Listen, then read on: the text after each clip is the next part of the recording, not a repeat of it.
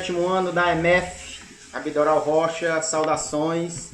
Então, prazer estarmos de volta. Pós-férias, apesar de estarmos em isolamento social, respeitando aí as diretrizes da Secretaria Estadual de Educação e do Governo do Estado do Ceará, reiniciaremos nossas aulas com um novo método de ensino, novo para nós, né? Porque esse método ele já está há algum tempo, é o método EAD, é o método de ensino à distância. Então, estamos aqui nesse desafio, eu peço a colaboração de vocês para que nós possamos obter bons resultados. Mas antes de iniciar a nossa aula, eu gostaria que você estivesse com o livro didático em mãos.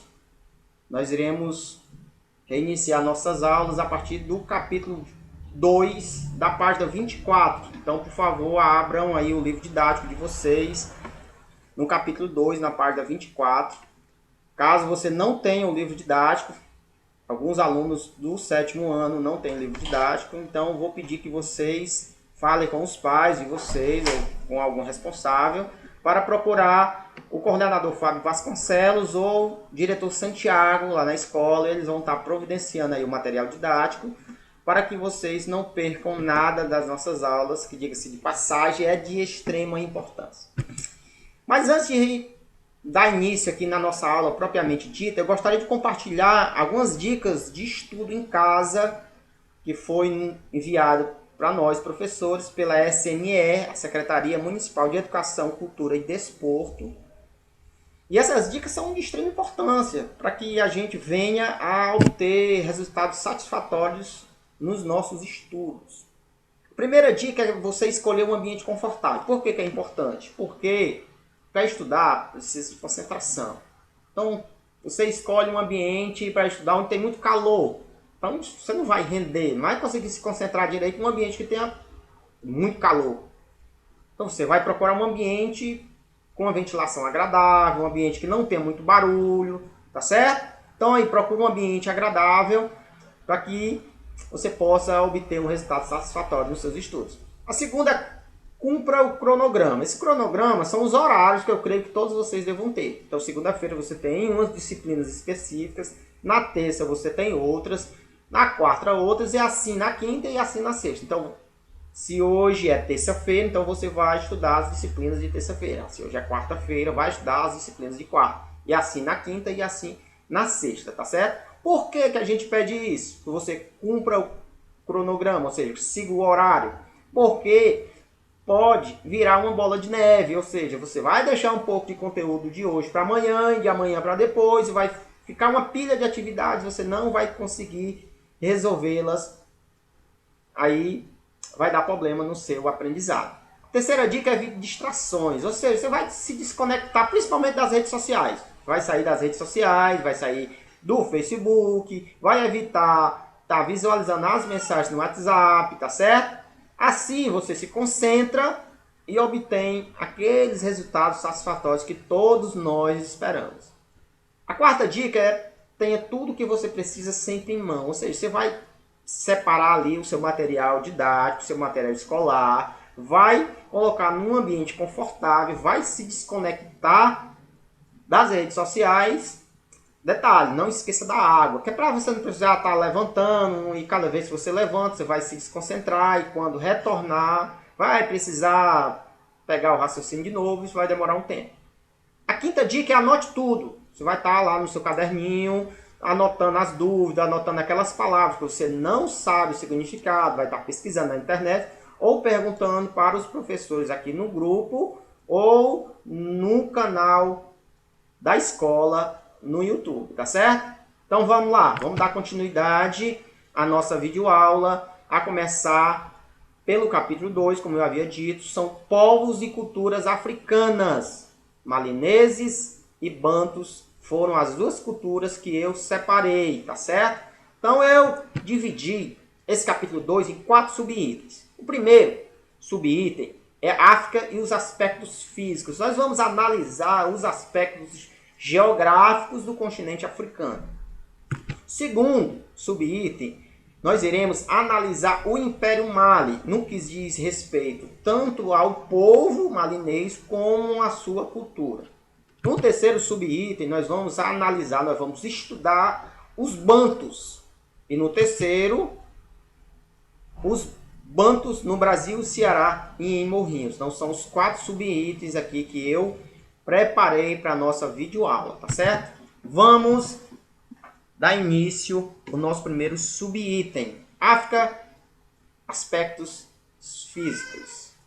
A África é um continente com mais de 30 milhões de quilômetros quadrados e com aproximadamente 1 bilhão 225 milhões 80 mil e 510 habitantes, espalhados por dezenas de países e centenas de povos com culturas e línguas diferentes. Por ser o berço da humanidade e o lugar de origem dos ancestrais de milhões de brasileiros, a África e sua história tem grande importância para nós. Então, nada de pensar que a África é um país, porque a África é um continente, ela tem dezenas de países, centenas de povos com suas culturas e com suas línguas diferentes. Por que a África é conhecida como o berço da humanidade? Porque, segundo os estudos arqueológicos, foi na África onde surgiu as primeiras civilizações. Aqui também no texto diz que a África é o lugar de origem dos ancestrais de milhões de brasileiros.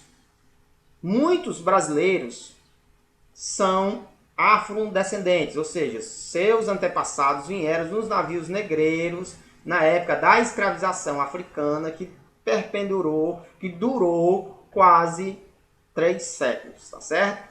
Então vamos lá. Eu gostaria que nós analisássemos aqui o mapa político atual da África, atual de 2015, que continua sendo atual, porque não houve nenhuma fragmentação nesses territórios nesses últimos 5 anos. Então, ao observarmos aqui o mapa da África, nós percebemos que há vários países, como também algumas ilhas, alguns países que são localizados em ilhas próximo à costa africana, no caso de Guiné, São Tomé e Príncipe.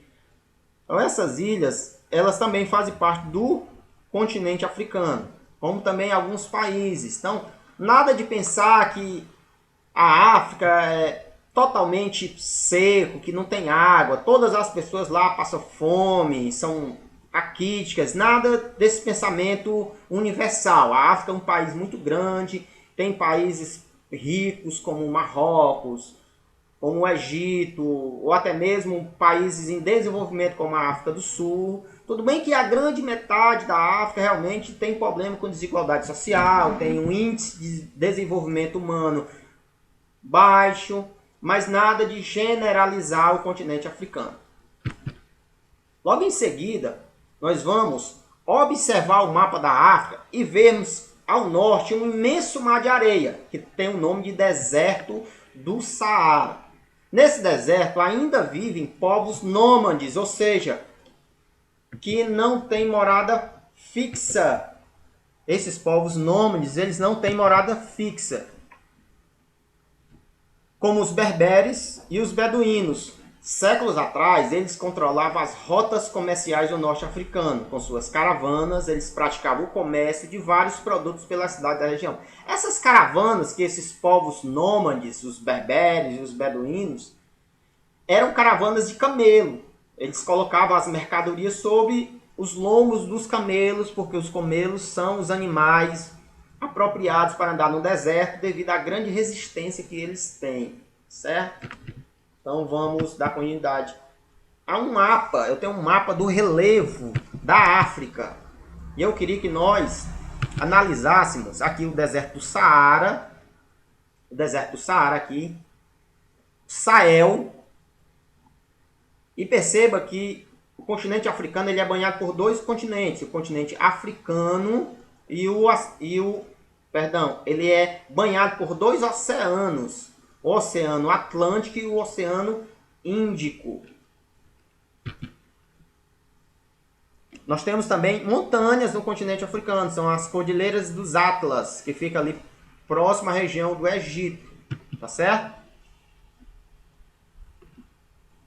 Outra coisa a observar também é que o continente africano ele é banhado, ele tem grandes rios no seu interior. Tem o Rio Nilo, que é um dos maiores rios do mundo. Tem a Bacia do Congo, que também é um rio gigantesco. O rio Níger também é um rio muito grande.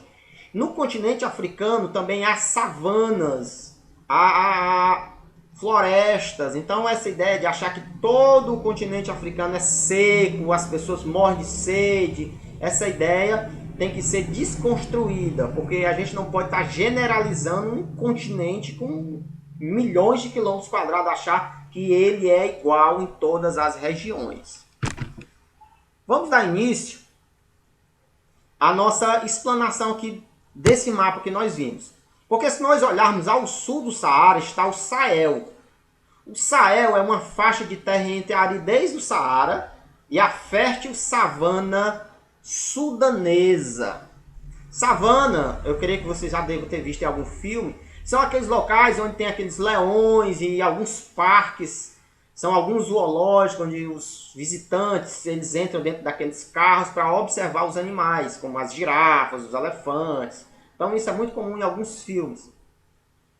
Então no sentido norte-sul, que vai desde o Oceano Atlântico até o Mar Vermelho, no Sahel viviam povos negros chamados genericamente de sudaneses, como os bambaras, os fulas, os mandingas, dentre outros. A extensa área habitada por esses povos era chamada de Sudão, que em língua árabe quer dizer terra de negros. Biladal Sudã, que significa terra de negros. Vamos ao subitem 2.2. Agora nós vamos tratar do Império Mali. Foi no Sudão Ocidental, entre os rios Senegal e Níger, nas terras habitadas pelos mandingas, que se formou o Império Mali.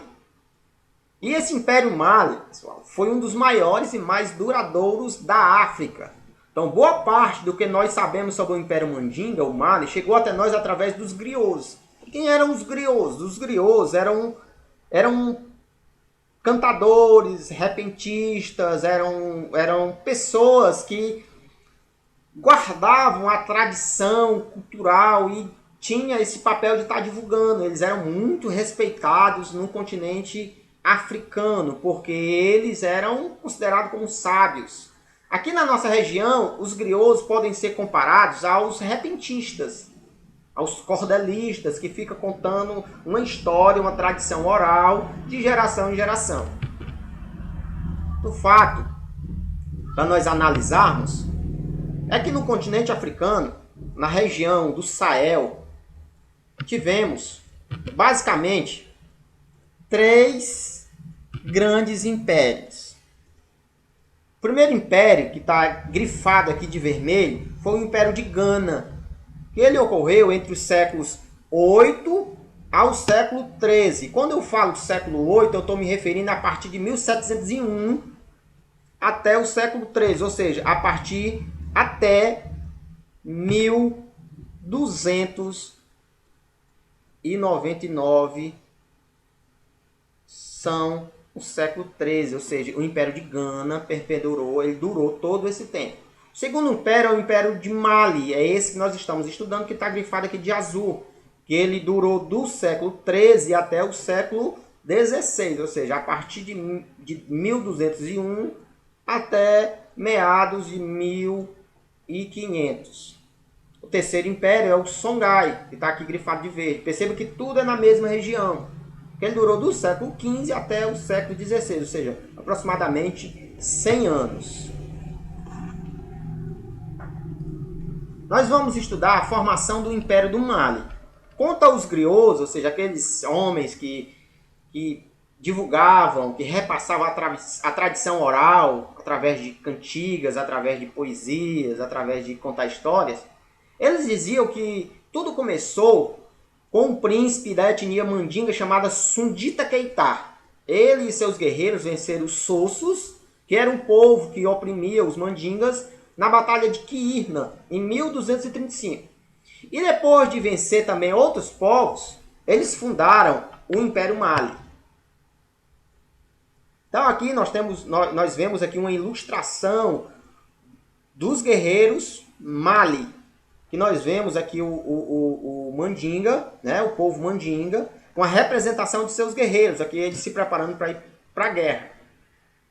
Então, através dessa ilustração aqui, nós podemos ver que eles eram um povo rico, porque os adereços nos cavalos, a gente vê muito ouro aqui, até mesmo aqui no rei que está montado num cavalo, os guerreiros, os utensílios de guerra que eles utilizavam, os escudos.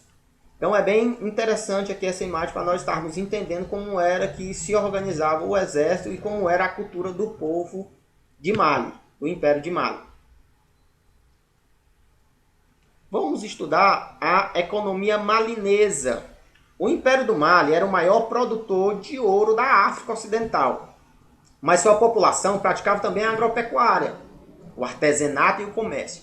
No vale do rio Níger, os malineses plantavam arroz, feijão, algodão, milhete, etc. Milhete, pessoal, é uma espécie de milho, desse milho que nós temos na nossa região, só que com os caroços, com as sementes menores. O povo malinês também criava ovinos, bovinos e caprinos, ou seja, cabras, bois, bodes. E eles também eram mercadores, ou seja, eles eram vendedores, porque eles comercializavam ouro, cobre, sal, que por sinal o sal era muito valioso. Quero contar uma curiosidade para vocês, porque quem trabalha numa empresa, geralmente ele recebe o salário, que é os vencimentos, ou seja, um dinheiro que ele recebe no final do mês pelo mês trabalhado.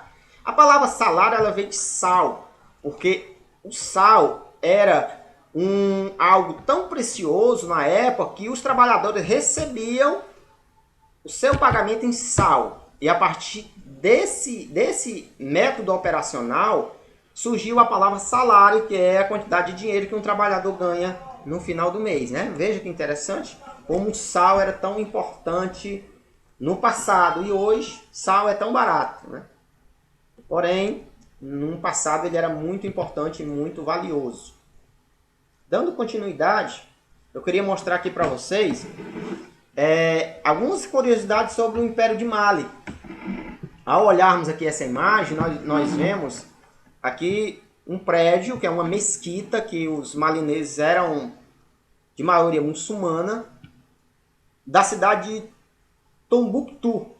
Essa cidade ela possuía importante centro educacional. Aqui a nossa ilustração está dizendo que o Império de Mali ele possuía importantes centros urbanos, como Tombouctou, que contava com cerca de 100 mil habitantes. Então é uma cidade grande, né, com aproximadamente 100 mil habitantes. Basicamente a população de Itapipoca, né? Itapipoca tem aproximadamente 100 mil habitantes. O Império do Mali também possuía uma economia baseada na produção de tecidos, mineração de ouro e comércio de sal. Eles também possuíam um grande centro de estudos onde os sábios se reuniam para debater o conhecimento e ensinar. Então os africanos eles tinham sábios, tinham filósofos, matemáticos, engenheiros, professores. Então esse Império Mali lá da África era um império que tinha muitos sábios, muitas pessoas muito dotadas de conhecimento. No Império Mali, antes mesmo das universidades medievais, já possuía um centro acadêmico, semelhante a que o europeu criou décadas depois. Ou seja, o conhecimento ele não é propriedade de um povo, de um país, de uma região. O conhecimento ele é universal, como nós estamos olhando aqui no Império Mali. Aqui nós temos uma foto de Tombouctou, no Mali. Esse grande prédio é uma mesquita, como eu havia dito, os malineses são de maioria muçulmana. Então essa foto aqui é recente, a gente percebe aqui umas motocicletas. Você percebe que as construções não tem muita pedra, né? As pedras aqui são poucas, porque eles trabalham lá com o que eles têm na natureza deles, que as construções deles, a base é feita de barro com basalto, que é uma espécie de cimento, e é muito resistente nas suas construções. A força e o declínio do Império Mali. Então o Império Mali ele controlou uma imensa área, chegou a ter cerca de 45 milhões de habitantes e durou 230 anos. Segundo o historiador José Rivaí Macedo, a longa duração e o poder do Império Mali podem ser explicados pelos seguintes motivos. E quais são? Quais são os motivos? Vamos lá. O Império Mali ele passou esses 230 anos num poder, controlando a região. Por quê? Porque ele possuía um poderoso exército composto por arqueiros. Arqueiros, pessoal, são flecheiros, lanceiros e cavaleiros com capacidade de reprimir rebeldes em caso de revolta. Lanceiros são aqueles soldados que ficam com uma lança, que é uma parte metálica na ponta de uma vara ou de um objeto de ferro. Isso eram os lanceiros.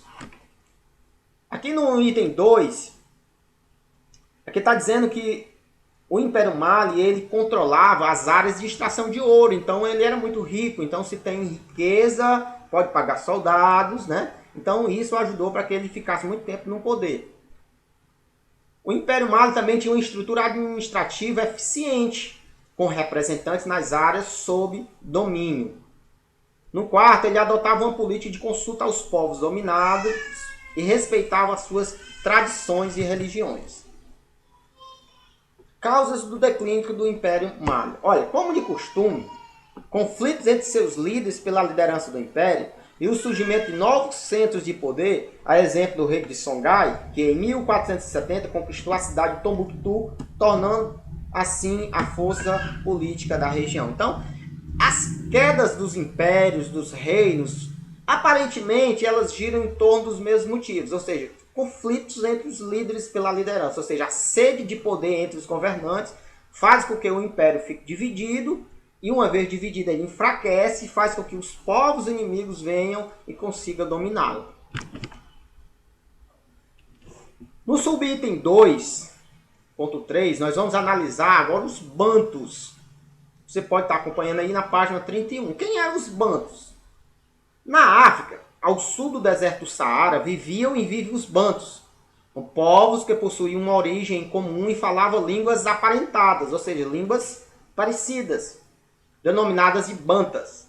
Os bantus eram povos agricultores e tinham domínio da técnica da produção de ferro, usados para fazer instrumentos agrícolas e armas de guerra. Isso os colocava em vantagem sobre os outros povos que desconheciam a técnica da metalurgia. Ou seja, os bantus eles saíam na frente de outros povos porque eles manipulavam o ferro. Enquanto que os instrumentos agrícolas, as enxadas, as foices, deles eram de ferro, dos outros povos usavam osso, pedra polida. Então isso fazia com que esses povos vizinhos fossem mais fracos. Enquanto que as armas de guerra dos bantus eram espadas, eram lanças de ferro, dos outros eram de madeira, de osso. Então fazia com que os bantus fossem mais fortes e uma vez mais fortes eles controlavam os outros povos. Aqui nós podemos analisar, através dessa imagem, desse mapa, aonde estavam localizados os povos do continente africano, os impérios antigos. Em verde, aqui nessa cor verde, nós vemos a região dos sudaneses, onde nós estudamos lá na subitem 2. Os bantus, que está pintado aqui de laranja, está na cor laranja, os berberes, os bosquemanos, os malgaches, os nilóticos, os pigmeus e algumas migrações árabes. Nós estamos estudando, vale lembrar, os bantus, que está na cor laranja. Então essa era a região onde os bantus vivem. Porque na região dos bantus hoje estão os países de Camarões, Angola, República do Congo. Então esses são os países de cultura banta. Reino do Congo. A bacia do Zaire, chamada de Congo pelos portugueses, eram habitadas desde longo tempo por povos bantus, como o Bakongo, o Luba, o Lunda e o Kinkongo. Segundo a tradição, no final do século XIII, ou seja, no final de 1200, os Bakongos dominaram os povos menores falantes da língua Umbundo e Kikongo. Nimia Lukeni recebeu o título de Mani-Congo, que quer dizer Senhor do Congo, e passou a ser considerado o fundador do Reino do Congo.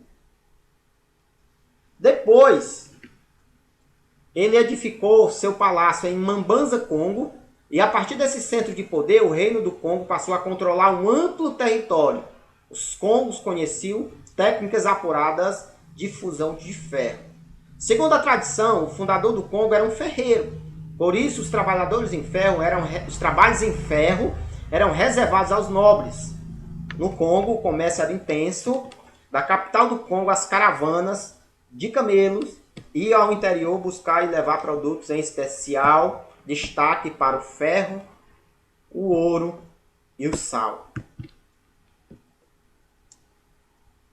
Passando a cortina, abriu a cortina, para nós analisarmos esse mapa que nos mostra aonde estava localizado o Reino do Congo. A gente percebe que era uma região muito grande, então eles tinham um amplo domínio sobre outras cidades, sobre outros povos, que lhes pagavam tributos. Eles pagavam tributos ao Mani-Congo, que era o rei do Reino do Congo. As aldeias, que eram chamadas de lubatas, e cidades, as mambanzas, pagavam tributos ao Mani-Congo, ou seja, o rei, que em troca lhes oferecia proteção contra os povos inimigos e cobertura espiritual, pois era visto como intérprete da vontade dos ancestrais e dos espíritos. Os tributos eram pagos em espécie: sorgo, que é uma espécie de cereal, uma espécie de milho, vinho de palma, metais, frutas, gado, marfim e peles. Ou seja, a religião e a política e o Estado eram unificados em uma pessoa só, que era o Mani-Congo. A moeda do Congo era a nizimbo, que era uma espécie de concha pescada na ilha de Luanda. A exploração dessa concha era monopólio do Mani-Congo, que repartia com os líderes das linhagens das aldeias, fortalecendo alianças e mantendo o equilíbrio do poder. É bem curioso que, mesmo eles extraindo muito ouro, muito metal, o dinheiro deles fosse uma concha, né? Uma concha encontrada no mar, que era o nizimbo. Dando continuidade, bantus no Brasil, no Ceará e no Morrinhos. Então, a maioria dos milhões de africanos entrados no Brasil entre os séculos 16 e 19, justamente na época da escravidão, na época da escravização, eram falantes de línguas bantas, como o Kibundo, o Kinkongo e o Umbundo. Isso ajuda a explicar porque essas línguas estão entre as que mais influenciaram o português no Brasil. Desta forma, iremos mostrar alguns exemplos de palavras que são muito comuns no nosso cotidiano, que são originárias das línguas bantas. Então, quando os portugueses capturavam os africanos, principalmente da região dos bantus, vários deles eram trazidos para o Brasil. Então, quando eles eram trazidos, eles traziam suas línguas, suas culturas, seus costumes, e isso foi se miscigenando, ou seja, foi se misturando com os costumes indígenas, com os costumes portugueses. Então, muitas dessas palavras das línguas Kinkongo, Umbundo, Kimbundo foram aos poucos se incorporando no nosso dia a dia, e nós falamos essas palavras muitas vezes até sem perceber que elas são originárias da África. Vamos ver algumas. Berimbau. O berimbau é um arco musical, um instrumento indispensável na capoeira. Então isso é um adereço da capoeira muito conhecido. Caçula, que é o filho mais novo dos irmãos, são palavras de origem africana. Carimbo é o selo, um sinete, um sinal público com que se autentica documentos. Canjica, que é um mingau de milho. Cochilo, um sono leve de alguns instantes. Fubá, que é a farinha de milho ou de arroz. E moleque, menino, garoto, rapaz. Então essas palavras estão no nosso dia a dia. Muitas vezes nós nem percebemos que elas são de origem africana. Dando continuidade, eu gostaria de mostrar, através desse mapa, a entrada dos bantus no Brasil. Essa linha vermelha é a entrada dos sudaneses. Perceba que a maioria dos sudaneses foram para a América do Norte, para os Estados Unidos, para a América Central, Cuba, Porto Rico, Nova Orleans, lá nos Estados Unidos. E alguns sudaneses vieram para Salvador, na Bahia. Enquanto que os bantos, que eram os de Angola, do Congo, Camarões, eles vieram para Recife, para o Rio de Janeiro e, propriamente dito, para Buenos Aires, lá na Argentina. Os escravizados que vinham para o Ceará, eles vinham, em grande sua maioria, através do Porto do Recife. Eles eram comprados no Porto do Recife. Quando eles chegavam da África, da região dos Bantos, eles eram levados para leilões lá no Recife. E lá os compradores compravam por quantidade e traziam para suas regiões. Os que tinham aqui na nossa região eram comprados no Recife, desembarcados no Porto das Oficinas, que é onde é o Acaraú, e de lá eles vinham a pé para trabalhar nas fazendas da nossa região. Aqui nós vemos também um mapa ilustrativo da entrada dos bantos no Ceará. Perceba que muitos desses bantos eles vinham para Recife e de Recife eles vinham para o Ceará, através do Porto Aracati, do Porto Mucuripe em Fortaleza, do Porto das Oficinas em Acaraú, do Porto de Itapajé, onde hoje é Itarema, através do Porto Camusim, e de lá do litoral eles vinham trabalhar nas fazendas da região, inclusive em muitas fazendas antigas aqui da cidade de Morrinhos, tinha muitos bantos.